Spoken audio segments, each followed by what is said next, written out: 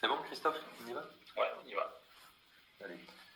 Alors bonjour à toutes et à tous, bienvenue pour ce deuxième webinaire de la présentation de la méthode Métallo. Donc on avait fait un premier webinaire la semaine dernière sur une vue d'ensemble de la méthode. Donc là aujourd'hui on va traiter du graphisme et de l'encodage. Si vous n'avez pas vu le premier webinaire et que vous voulez le voir, il est disponible en replay sur notre site. Vous pouvez aussi vous inscrire, donc vous avez à l'écran, on a reprogrammé une date. Le document, on vous l'envoie à la fin de la présentation et il y a tous les liens. Donc vous pourrez vous inscrire si vous le souhaitez. Je rappelle que sur le côté droit, mais bon, apparemment vous le savez tous, vous avez le chat, donc vous pouvez poser toutes les questions que vous voulez. On n'y répond pas pendant la présentation pour pas casser le rythme et puis on reprend tout après pour répondre à toutes les questions.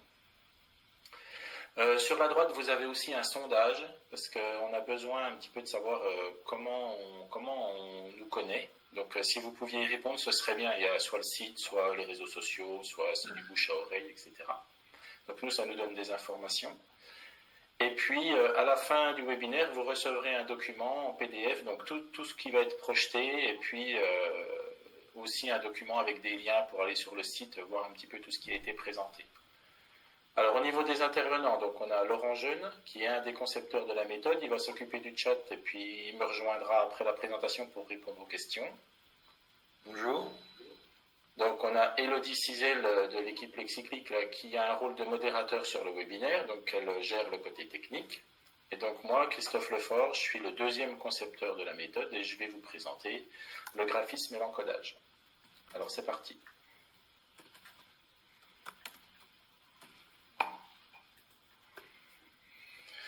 Alors, pour commencer, je vais déjà faire des petits rappels par rapport au premier webinaire rapide. Donc, nos appuis, on s'est appuyé sur les études et les recommandations de la recherche scientifique.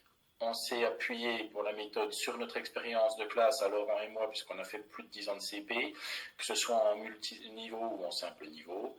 Et puis, on s'est appuyé aussi sur les retours des testeurs qu'on voyait à la fin de chaque période, qui ont testé pendant 2 ans la méthode. Ça représente 22 classes et ça nous a apporté aussi beaucoup d'informations. Je resitue aussi les deux grands axes de la méthode, donc lecture-écriture, pour expliquer notre raisonnement. Donc, le but ultime de la lecture pour nous, c'est l'accès au sens. Et le but de l'écriture, c'est bien sûr l'accès au sens, parce que quand on écrit, on produit du sens, mais c'est aussi l'étude de la langue.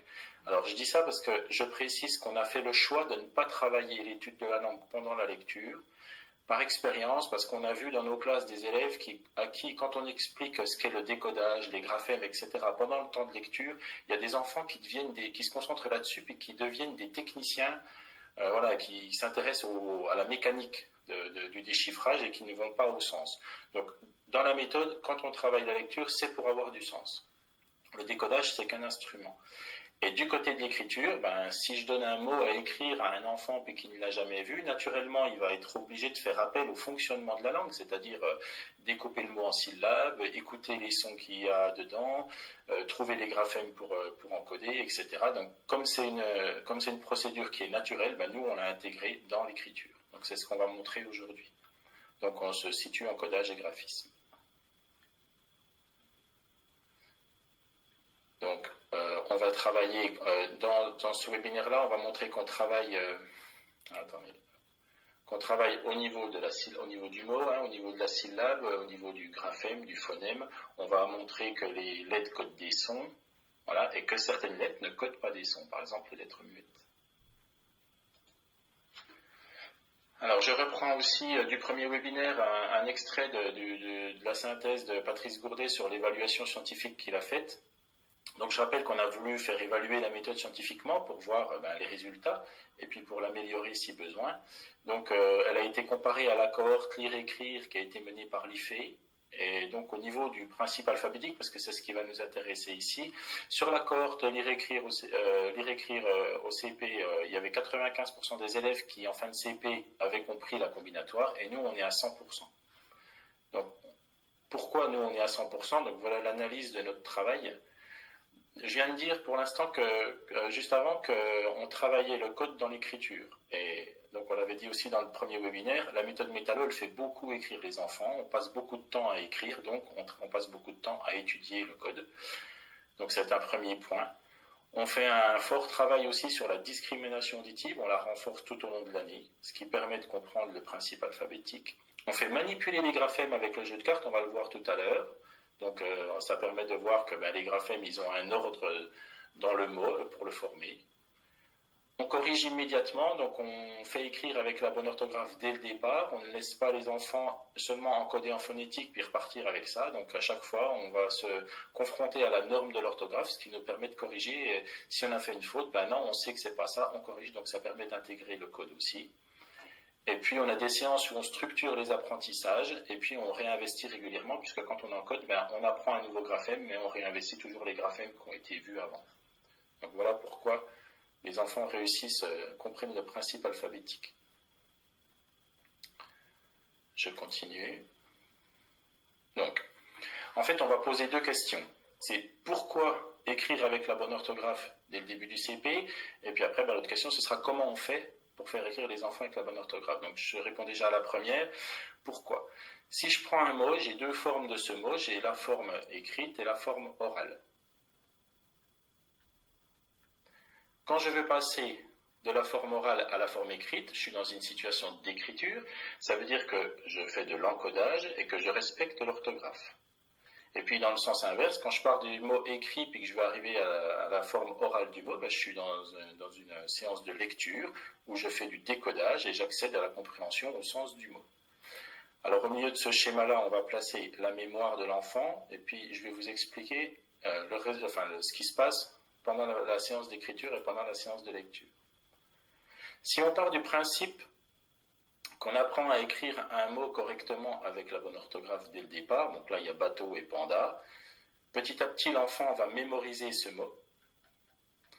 Donc il va entrer en mémoire. Alors bien sûr, il ne va pas mémoriser le mot parce qu'il l'a rencontré une fois, mais le fait de rencontrer plusieurs fois le mot régulièrement avec la bonne orthographe, il va entrer en mémoire.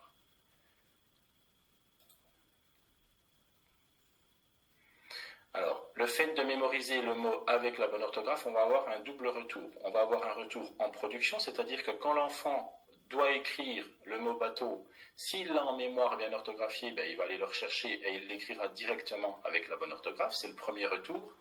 Mais il y en a un deuxième, c'est que quand il rencontrera le mot bateau en lecture, il va pouvoir le reconnaître immédiatement parce qu'il aura fait une mémorisation orthographique de ce mot-là. Et donc, il n'aura pas besoin de le décoder, il va le reconnaître directement, ce qui va augmenter sa fluence en lecture. Et on sait que la fluence, c'est un des facteurs qui permet d'accéder à la compréhension d'un texte lu. Donc, si je multiplie les séances en apprenant aux enfants à écrire avec la bonne orthographe, je vais augmenter le nombre de mots bien orthographiés au fur et à mesure en mémoire. Et donc, j'aurai ce double retour en lecture et en écriture. Alors, cette explication-là, c'est pour montrer que si on prend du temps à faire écrire les enfants, c'est du temps qui est gagné pour la production d'écrit, mais c'est du temps qui se gagne aussi en lecture, parce que tout ce que les enfants arrivent à écrire avec la bonne orthographe, on a un retour direct sur la lecture. Donc c'est important de prendre ce temps-là. Et donc pourquoi écrire avec la bonne orthographe? Je vais prendre le sens inverse. Si j'apprends aux enfants à écrire avec une mauvaise orthographe, donc on va dire en phonétique, je me contente de la phonétique, donc ils vont mémoriser les mots en phonétique, donc pas bien orthographiés, ce qui fait qu'au niveau du retour, quand ils écriront, ils iront rechercher ce qu'ils ont en mémoire, donc ils iront rechercher des mots écrits en phonétique, donc ils écriront comme ça, et en plus, quand ils arriveront en lecture, les mots qu'ils verront ne correspondront pas à ce qu'ils ont en mémoire, donc en fait, ils ne pourront pas avoir ce retour dont je viens de parler avant. Donc voilà pourquoi il est important d'écrire avec la bonne orthographe dès le départ. Et au niveau de la recherche, c'est unanime. Les chercheurs disent donner la bonne orthographe le plus possible aux enfants, le plus tôt possible. Alors maintenant, comment nous on fait dans la méthode Métallo pour faire écrire les enfants avec la bonne orthographe dans les séances d'encodage? Alors, pour apprendre à écrire avec la bonne orthographe, on va avoir plusieurs objectifs à atteindre. Tout d'abord, il va falloir que les enfants comprennent le principe alphabétique. Ce n'est pas du tout le cas pour tous les élèves en début d'année. Donc le principe alphabétique, c'est ce qu'on appelle la combinatoire. C'est A, ça fait ma, c'est la combinaison des sons. Il va falloir étudier le code alphabétique, c'est-à-dire l'ensemble des graphèmes pour chaque son, et puis les lettres muettes, ou les lettres finales. Donc il va falloir découvrir tout ça, il va falloir le mémoriser, et il va falloir être capable de le réinvestir Par exemple, dans enfant, il faut savoir que le premier on s'écrit EN, le deuxième AN, voilà, donc c'est tout ce qui est rapport à l'orthographe. Et puis le troisième point, le troisième objectif, c'est qu'il faut faire mémoriser à l'enfant un capital de mots qui est de plus en plus grand et des mots orthographiés correctement, bien sûr. Donc pour atteindre ces objectifs-là, on va rencontrer des obstacles qu'on va devoir franchir et nous, je vais vous présenter les solutions, enfin les réponses qu'on apporte dans la méthode. Donc pour faire comprendre le principe alphabétique, alors nous on va fortement renforcer la discrimination auditive qui est déjà commencé à travailler en maternelle, hein. Donc on continue ce travail-là. On va faire manipuler les graphèmes et les phonèmes aux enfants via le jeu de cartes, dont je vous montrerai tout à l'heure. Et très important, on va corriger dans la même unité de temps, comme le préconisait André Ouzoulias. On ne laisse pas l'enfant repartir avec son erreur, on lui pointe l'erreur pour que lui il enregistre et qu'il ne se dise pas oui c'est comme ça que ça fonctionne, mais qu'il comprenne le vrai fonctionnement. Pour le code alphabétique, c'est-à-dire les graphèmes, les lettres finales. Donc ça ne s'invente pas, hein. Si un enfant ne sait pas quel graphème il faut mettre dans un mot, ou s'il ne sait pas qu'à la fin de l'I il y a un T, il ne va pas l'inventer. Donc nous dans la méthode, on va lui donner l'information en amont. On va lui donner l'information pour qu'il puisse la traiter, en tenir compte et arriver directement à l'orthographe. Donc on appelle ça des indices orthographiques, c'est ce que je vais vous présenter juste après. Et puis, un point fort, on va s'appuyer sur la régularité de la langue, puisqu'on sait que la langue elle est régulière à 85% à l'écrit. Donc on va déjà travailler sur cette régularité pour donner une stabilité aux élèves dans le choix des graphèmes et les sécuriser au niveau de l'orthographe. Et puis l'obstacle pour la mémorisation, c'est bien sûr l'oubli, parce que si j'apprends à écrire des mots puis que je les oublie derrière, ça ne sert pas à grand chose. Donc en fait on va entraîner les enfants pour que les mots rentrent de plus en plus en mémoire profonde.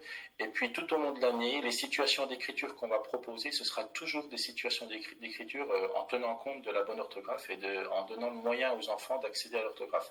Ça fait qu'on crée chez eux une conscience orthographique, ils prennent conscience qu'un mot, un mot, il y a une façon de l'écrire, et puis je peux aller chercher son orthographe. J'écris pas comme je pense, c'est une norme.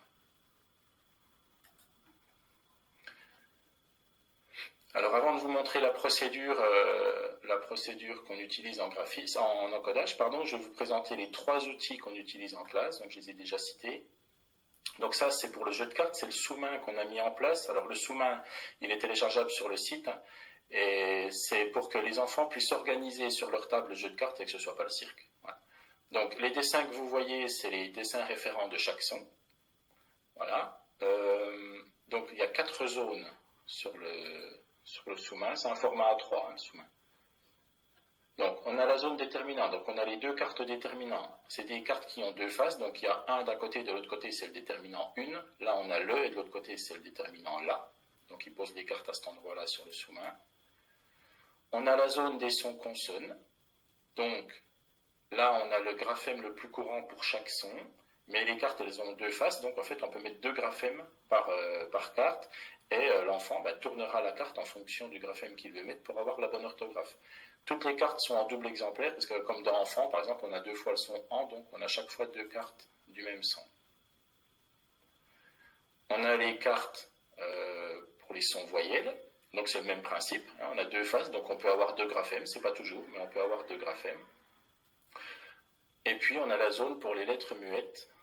Voilà. Donc le jeu de cartes, il n'est pas distribué comme ça, hein. En fait, on distribue les 2 cartes identiques aux enfants à chaque fois qu'on étudie un graphème. Donc c'est graphème par graphème, le jeu se complète. Il est utilisé sur les 2 premières périodes. Et donc à Noël, on a terminé de l'utiliser, on n'en a plus besoin. Je présente le deuxième outil. Donc le deuxième outil, c'est Leximini. Donc je rappelle que le livre de lecture... Ah, ma ligne n'était pas passée. Voilà. Donc Leximini, en fait, le livre de lecture, il se prend dans les 2 sens. On a d'un côté les textes, de l'autre côté Leximini. C'est un répertoire de 300 mots. C'est les 300 mots qui sont encodés tout au long de l'année pour l'étude de tous les graphèmes qui sont étudiés dans la méthode. Donc la page au milieu, là, c'est la première page du lexique. C'est les sons d'attaque de chaque mot. Donc par exemple, si je cherche un mot qui commence par le son T, on m'indique que je me rends à la page 8. Le répertoire, il fait juste 20 pages. Et la page 8, elle est sur la droite. Donc avec le dessin, l'enfant peut retrouver le mot qu'il cherche et voir la bonne bonne orthographe et contrôler son essai d'écriture. On va voir ça tout à l'heure. Donc, ce que j'ai pas dit, oui, je reviens. Ce que je dis pas pour Leximini, c'est que Leximini, la force de cet outil-là, c'est que l'enfant ne va pas attendre que l'enseignant vienne lui dire c'est juste ou c'est faux. C'est lui qui va se confronter lui-même à la norme orthographique, et c'est pas une histoire de bien ou pas bien, c'est une histoire que voilà, c'est une norme, ça ne se discute pas, et que voilà, quand j'écris un mot, il s'écrit comme ça. Et surtout, ça lui permet, lui, en autonomie, de faire cette vérification-là. Alors le troisième outil, c'est les images encodage, c'est les petites cartes, c'est les images que les enfants vont prendre au départ pour écrire un mot. Par exemple, là, un papy, un melon, un lama. Donc il y a toujours le dessin qui représente le mot, il y a le déterminant qui est associé au nom parce qu'on travaille essentiellement sur des noms, il y a d'autres natures, mais essentiellement sur le nom. Et le mot, il est symbolisé par un trait. Donc ces trois cartes-là, elles montrent trois mots qui sont réguliers. Ça veut dire qu'ils s'appuient sur la régularité de la langue, ça veut dire que chaque son s'écrit avec le graphème le plus courant, avec son graphème le plus courant. Si je prends papy, ben le P, c'est le P le plus courant, le A, le P et le I, voilà, c'est ce qui est le plus courant. Donc il n'y a pas d'indice. On va avoir un deuxième type d'image encodage. Voilà, donc c'est ceux qui vont présenter les lettres finales ou les lettres muettes. Donc par exemple, canard, voilà. J'ai dit tout à l'heure qu'on allait informer en amont. Si je fais écrire un canard à un enfant et que je ne lui dis pas avant de commencer qu'il y a un D à la fin, c'est impossible qu'il le mette s'il ne sait pas. Donc nous, on l'informe, ça devient un indice orthographique. Et puis il y a un troisième type de carte. S'il veut bien s'afficher, voilà. Non. Donc le troisième type de carte, c'est ce qui va... J'ai dit qu'on s'appuyait sur la régularité de la langue. Donc là, on va étudier d'abord, quand on étudie un phonème, on étudie toujours le graphème le plus courant. Et là, ben, si c'est un graphème qui est secondaire, c'est-à-dire qui est moins courant, si je prends en haut à droite le mot une équipe, eh ben, le graphème QU, il est moins courant que le graphème C. Donc quand on introduit le son Q, on apprend le graphème C. Et quand on introduit le QU, on explique qu'il est moins courant. Et là, ben, on indique ce graphème-là pour que l'enfant ne mette pas un C quand il écrit le mot. Alors, les combinaisons entre les graphèmes moins courants et puis les lettres muettes, on peut avoir des cartes qui présentent les deux. Donc maintenant, on va voir la procédure qu'on explique aux enfants tout au long de l'année. C'est la même procédure tout au long de l'année. Ce qui est important de voir là, c'est que les enfants ils travaillent en autonomie, qui sont en situation de réussite parce qu'ils ont tout. Ils ont tout ce qu'il faut pour pouvoir accéder directement à la bonne orthographe. Je vous redis une anecdote que j'ai vécue en classe. En fait, moi, il y a longtemps, je laissais les enfants encoder en phonétique. Par exemple, s'ils m'écrivaient canard, ils m'écrivaient C-A-N-A-R, c'était très bien, je les félicitais. Puis après, je leur disais, par contre, il y a un D à la fin, etc. Et un jour, il y a un enfant qui m'a dit, mais tu nous dis toujours que c'est juste, mais tu corriges quand même tout le temps. Voilà, et c'est depuis là que je me suis dit qu'il faudrait qu'on donne en amont ces indices-là. Donc, on les met en situation de réussite, ça veut dire que s'ils tiennent compte de toute la procédure, une fois qu'elle est acquise, ben, ils arrivent à écrire tout seuls avec la bonne orthographe. Et ça leur donne le goût de l'écriture. Donc, on y va. Donc, ils prennent une carte, par exemple ici, un canard. Donc, ils relèvent les informations. On a dit qu'on informait en amont. Donc, ils savent déjà qu'il va y avoir un D à la fin. C'est ce qu'on appelle un indice orthographique. Et on s'appuie sur la régularité de la langue, c'est ce qu'on a dit tout à l'heure. Tout le reste du mot va s'encoder avec le graphème le plus courant pour chaque son. Donc l'enfant, lui, il va écouter le mot, donc il va renforcer sa discrimination auditive, donc il va le sectionner en syllabes. Et en plus, à l'intérieur de chaque syllabe, il va écouter tous les phonèmes, et il va chercher les graphèmes dans son jeu de cartes pour les encoder dans le bon ordre. Donc on leur apprend toujours à encoder les mots syllabe par syllabe, pour pas qu'ils se perdent dans le mot. Donc là, il va encoder un canard. On s'appuie sur les syllabes orales, comme le recommande le CSEN. Si un enfant, en début, vous lui dites « Qu'est-ce que tu vas écrire ?» Il va dire « canard ». On va lui dire « Il y a combien de syllabes ?»« Canard ». Il va dire 2 syllabes parce que lui, il ne connaît le mot qu'à l'oral. Alors, si on a des enfants, des élèves qui ont des difficultés, on peut aussi, comme dit Patrice Gourdet, on peut étirer la syllabe et faire « ka-na-r » pour arriver à des syllabes écrites et d'entendre mieux les sons. En fait, la difficulté dans le mot canard, là, c'est que la première syllabe, elle est consonne-voyelle. En général, c'est les syllabes qui posent le moins de problèmes aux élèves. Par contre, quand on a des syllabes comme la deuxième, la consonne, voyelle, consonne, c'est plus difficile d'entendre un son consonne à la fin d'une syllabe ou de rajouter un son consonne. Donc c'est pour ça qu'on peut étirer la syllabe, et si on l'étire, eh ben, on revient à consonne, voyelle, consonne, voyelle, consonne. Donc c'est plus facile. Donc après, ça c'est suivant les élèves. Il y a des élèves qui ont besoin de ça, il y en a qui n'en ont pas besoin. Donc après, c'est à l'enseignant de voir un petit peu les besoins. Une fois que l'enfant a encodé ses syllabes, il rassemble toutes ces cartes-là pour former son mot. Donc ça, c'est son essai d'écriture, qui est juste ou pas juste. Et en suivant, après, il va faire une vérification de son écrit avec Leximini. Donc il va se rendre dans la page où les mots commencent par que. Il va reconnaître avec l'image, il va reconnaître directement son mot, il va pouvoir vérifier si son essai est juste ou pas. S'il est juste, très bien. S'il n'est pas juste, il corrige. Donc quand il corrige, soit il est capable de comprendre son erreur tout seul, peut-être qu'il n'aura pas mis le dé, parce qu'en début d'année, ils n'ont pas le réflexe, les enfants. Donc il va dire, ah oui, c'est vrai, il y avait un dé, mais je ne me rappelais plus, etc. Donc ça viendra plus tard. Ou alors il ne comprend pas son erreur, là c'est le rôle de l'enseignant d'aller lui expliquer son erreur, ou ça peut être aussi le rôle d'un autre élève si on les fait travailler par deux. Une fois que c'est corrigé, il va s'entraîner, donc il va écrire sur son ardoise le mot correctement en écriture cursive. Et une fois que ça c'est fait, donc il y a un nouvel outil dont je n'ai pas parlé encore dans la méthode, qu'on appelle le cahier mémoire. Donc c'est un petit cahier 17 x 22 avec 96 pages. Et sur 2 pages, on traite un graphème et puis on colle des étiquettes qui sont dans le fichier de l'enseignant. Voilà, quand l'enfant a fini à traiter un mot, il colle l'étiquette dans son cahier. Alors ici, ce qu'il faut bien voir au niveau de la classe, c'est que chaque enfant va travailler à son rythme. Ça, en début d'année, donc une fois que le rythme est donné, c'est-à-dire à partir de la 3e semaine, on a 8 mots à encoder pour traiter un graphème sur 2 séances de 25 minutes, donc sur 2 jours qui se suivent. Donc il y a des enfants qui vont encoder un mot en 25 minutes. Moi, j'ai eu des élèves qui encodaient un mot en 25 minutes. Et puis, il y a d'autres élèves qui vont encoder les 8 mots en 2 fois 25 minutes. Il y a même des élèves qui vont encoder les 8 mots dans la première séance.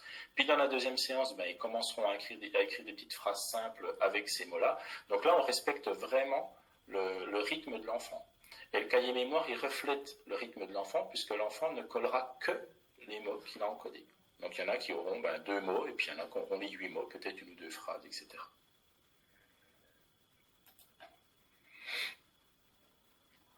Donc je vous montre d'autres exemples d'encodage. Donc souris, on est sur le même principe, puisqu'on a, la régularité de la langue à une lettre muette. Par exemple, dans Poussin, si on ne dit pas à l'enfant que le son s'écrit avec 2 S, il ne le mettra pas, donc on lui dit avant.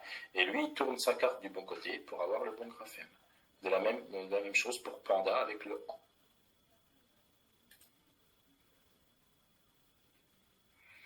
Alors, le dernier point que je n'ai pas abordé, c'est le E final. Donc le E final, quand on est enseignant en CP, on sait bien que voilà, c'est pas simple. Entre les enfants qui ne le mettent jamais, entre ceux qui le mettent quand il ne faut pas le mettre, on ne sait pas trop comment faire. Donc nous, on a essayé de réfléchir à donner des repères aux enfants pour travailler ça.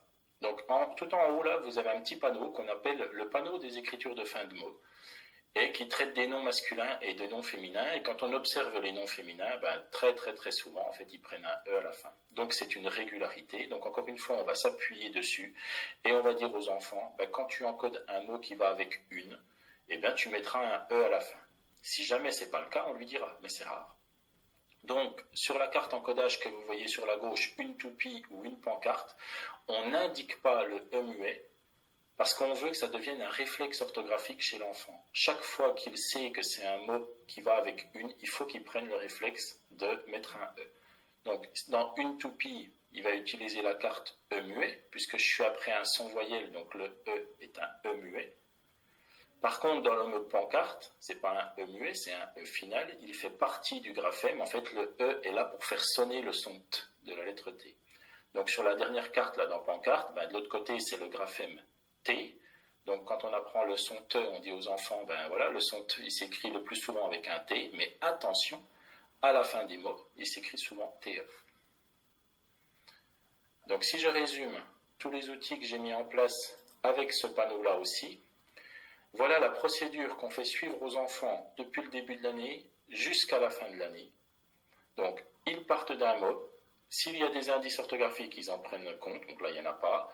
Tout de suite, la première chose qu'ils font, ils se réfèrent à ce panneau des écritures de fin de mots pour savoir est-ce que je vais mettre un E ou est-ce que je ne vais pas en mettre. Ensuite, ils font leur essai d'encodage. Ensuite, ils vérifient par eux-mêmes s'ils ont accédé à la bonne orthographe ou pas. Ils s'entraînent à l'écrire et ils collent.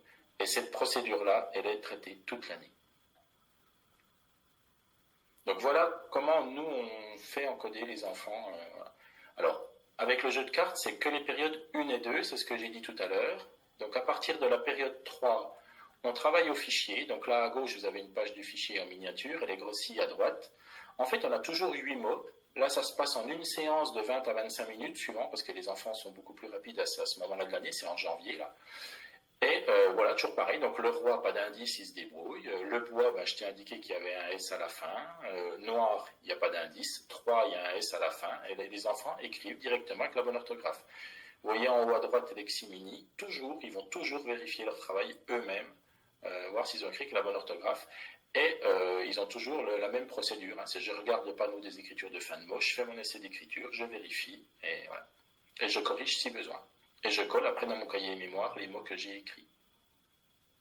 Pour les périodes 4 et 5, cette procédure-là, elle est intégrée dans les dictées. Donc chaque fois qu'on voit un nouveau graphème, on fait toujours de l'encodage de mots, mais c'est intégré dans les dictées. Donc ça, ce sera détaillé dans le webinaire dictée et situation d'écriture. Voilà. Et puis donc voilà pour l'encodage. Et maintenant, j'en viens au graphisme. Donc au niveau du graphisme, alors, déjà, il faut savoir que les études de l'IFE ont montré que le graphisme, ça avait une incidence directe sur la production d'écrit jusqu'au CM2. Ils ont constaté que les enfants qui sont le plus entraînés au graphisme sont ceux qui ont les meilleurs résultats quantitatifs et qualitatifs au niveau de la production d'écrit. Donc c'est quelque chose de très important. Il y a une recommandation qui a émané de ça, c'est une recommandation d'un temps de 20 minutes quotidien d'entraînement au graphisme. Donc nous, dans la méthode, on a un entraînement moyen de 20 minutes par jour. Donc, des fois, c'est des séances de 15 minutes, des fois, c'est 25 minutes, ça dépend. Et il y a certains jours où il n'y a pas de graphisme parce que les graphèmes sont étudiés sur 3 jours. Et les 2 premiers jours, on a graphisme, et puis le 3e jour, c'est une autre situation d'écriture. Donc, la lettre, on ne la considère pas du tout comme une image figée, comme un dessin. Hein, la lettre, c'est le mouvement d'un tracé avec un sens bien précis. Donc nous, ce qu'on a mis en place, on a mis en place des vidéos de graphisme qui permettent aux enfants, alors qui peuvent tourner en boucle dans la classe, soit au vidéoprojecteur, soit sur un ordinateur, soit sur une tablette, et qui permettent aux enfants de suivre le mouvement. Parce que quand on est enseignant, puis on présente, alors on dit on va prendre le A, parce que là j'ai le A, je montre comment se forme le A, où il commence, dans quel sens il tourne, etc. Je verbalise mon tracé au fur et à mesure. Donc ça, c'est expliqué dans le guide du maître. Mais quand j'ai fini d'expliquer que les enfants passent à l'entraînement, soit en tant qu'enseignant, j'ai un double niveau, je vais m'occuper de l'autre niveau, ou alors je m'occupe d'enfants qui ont des autres besoins. Les enfants qui se retrouvent tout seuls, s'ils ne savent plus le sens de l'écriture, ils sont avec le tableau, ils ne peuvent pas y arriver. Ils ne savent pas le sens, donc des fois ils tournent dans le mauvais sens et ils prennent le mauvais geste. Donc avec la vidéo de graphisme qui tourne en boucle, ils peuvent reprendre le geste avec leur crayon en suivant en l'air le tableau et après revenir sur leur cahier quand ils sont prêts. Donc ces vidéos-là, elles sont disponibles sur le site, dans les ressources, en libre d'ailleurs, même pour ceux qui ne font pas la méthode. Donc on a fait des vidéos pour tous les graphèmes qui sont étudiés. Et quand on fait un entraînement au graphisme, on travaille le geste du graphème lui-même, seul. Et après, on travaille le geste du graphème en contexte dans les mots. Et les mots qu'on choisit, c'est les mots qu'on a encodés, ce qui permet de travailler l'entraînement, encore une fois, de la bonne orthographe de ces mots-là. Je précise que le graphisme, il est toujours dans la méthode fait avant les séances d'encodage, puisque tout à l'heure, on a vu dans la procédure que les enfants, à un moment donné, une fois qu'ils ont la bonne orthographe, ils écrivent sur leur ardoise. Donc, on a fait la séance de graphisme avant pour que quand ils écrivent sur l'ardoise, ils aient déjà le bon sens de l'écriture. Et bien voilà, j'ai fini, je crois, oui. Je vous ai à peu près tout dit. Donc, je vais vous remettre, je vous remercie d'abord pour votre écoute. Et puis, je vous remets le panneau de tous les webinaires qu'on a programmés. Cette fois, vous voyez qu'il y a des dates. Hein, donc, dans le document, vous pourrez vous inscrire directement si vous voulez. Voilà, et je précise, c'est aussi pour ça qu'on vous a fait le petit sondage, je précise que voilà, nous on est une petite structure et enfin, notre difficulté, notre obstacle à nous qu'il faut qu'on dépasse, c'est de se faire connaître aujourd'hui. Donc si ce qu'on fait, ça vous parle, ben, n'hésitez pas à en parler aux collègues pour qu'ils viennent voir ce qu'on fait. Et puis on est aussi sur les réseaux sociaux, donc vous pouvez partager, ça nous aide bien. Donc voilà. Donc là, il y a Laurent qui est revenu. Donc on va s'occuper des questions et puis on va répondre.